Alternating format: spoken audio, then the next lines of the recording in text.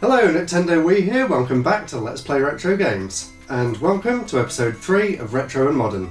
In this episode, we're going to be taking a look at some James Bond games. As always, I'm going to be taking a look at some retro games in the series, and Zach is going to be taking a look at some of the more modern games. So, let's get started. This is James Bond Jr., based off the early 90s cartoon of the same name. This was actually one of the first games that I ever played, and due to this I do have a lot of nostalgia for the game. But for this video I'm going to be taking off my nostalgia goggles and seeing this game for what it really is. So the first thing that becomes apparent is the very detailed graphics and surprisingly atmospheric introduction, for a NES game at least. So after James Bond Jr. jumps out of a plane and becomes a white square, it's time to explore the jungle and find the missile to shut down. Unfortunately, the gameplay doesn't live up to the graphics. It feels like you're jumping on the moon, seriously, just look at this. Anyway, after going through some caves for a while, you'll notice the next issue with the game.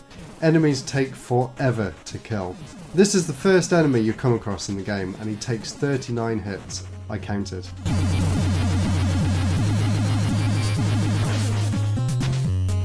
As if the physics and enemies weren't bad enough, the developers also seemed to think it was a great idea to send you flying back every time you take damage. This just results in a really frustrating experience when you'll spend more time unintentionally falling down pits and getting stuck than actually making any progress at all. Even the most basic platforming task is an awkward test of patience. After spending far more time than necessary exploring seemingly random underground sewers, you eventually emerge back onto the surface and continue to let the locals soak up bullets until you eventually arrive at the missile, which I used to think was a spaceship.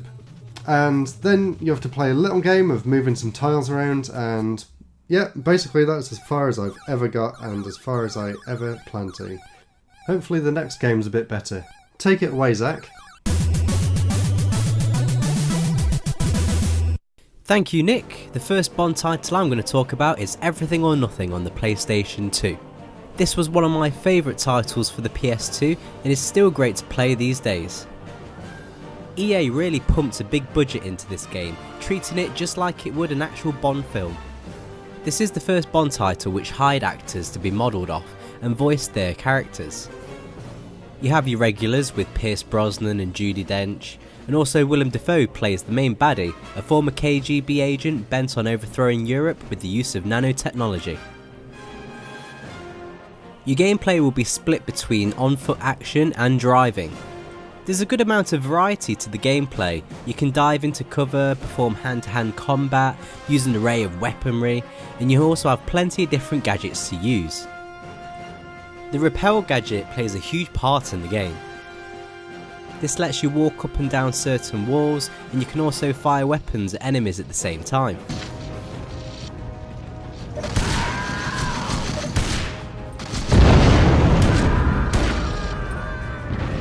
The driving feels really solid too, as they use the same engine as the Need for Speed games. The cars have their own array of weapons and gadgets too. The Aston Martin has its own RC car it can deploy to scout ahead, and you can also use a cloaking ability on certain cars too. This title really felt like it was the first Bond game to nail it all. The gadgets, the gameplay, the level design, the music, it really has it all. There's even a co-op mode that me and Nick revisited for a video, but we sucked so much at it that we gave up on that idea. Speaking of Nick, it's time to hand it back to him to look at another retro title. Thank you, Zach. So this game here is James Bond 007 for the Game Boy. This portable adventure, developed by the now defunct studio Sapphire Creations, sees you travelling the world in search of plans for a missile base, and to rescue 008. It's not based on any of the films, but this is still a classic Bond tale through and through, complete with gadgets, secret labs and plenty of returning characters. If you were expecting another lazy platformer, like I was, then you'll be happy to know that 007 for the Game Boy takes a completely different approach. It actually plays more like Zelda in a suit. The gameplay is really fun and the pacing is also quite good. It even manages to throw in some humour, such as this scene near the start. You meet a mechanic on a bridge who needs a hammer, so you find the hammer under the bed and you bring it back to him, and when you bring it back to him he says he'll get straight to work, you need to come back soon. So what you can actually do is just leave the scene and come back straight away and the bridge is already finished. Then you go and speak to him again and he says, told you that'd be fast. I just love the fact that the game is sort of self-aware like that, it's really entertaining. I also really love this scene from the first time you go into the lab.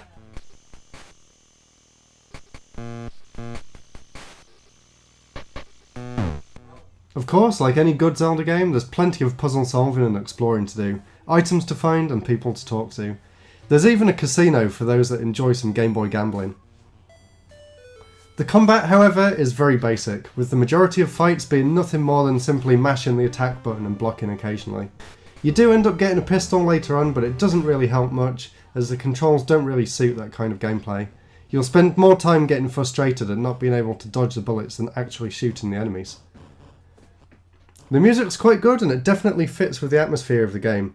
And also, this is one of the original Game Boy games to offer a Super Game Boy border, which is always nice to have. Unfortunately, it doesn't have its own colour scheme like some other Super Game Boy games. Apart from a few little gripes though, the game's really good, and I'm actually very happy to have found a retro licensed game that's actually fun to play. Second Bond game I'll be talking about is Bloodstone on the Xbox 360. The game was developed by Bizarre Creations, known for their work on racing games like Project Gotham Racing. They brought their expertise to this title, making the driving segments really fun to play. The on-foot action is your basic third-person shooting gameplay, but it's solid enough to be enjoyable. You have a selection of weapons to use, and you can perform focus kills which are earned by performing takedowns. Stealth is a sizable part of the gameplay. You'll be taking cover, hiding from enemies, and stealthily taking them down to earn yourself some more focus kills. This is Sparta!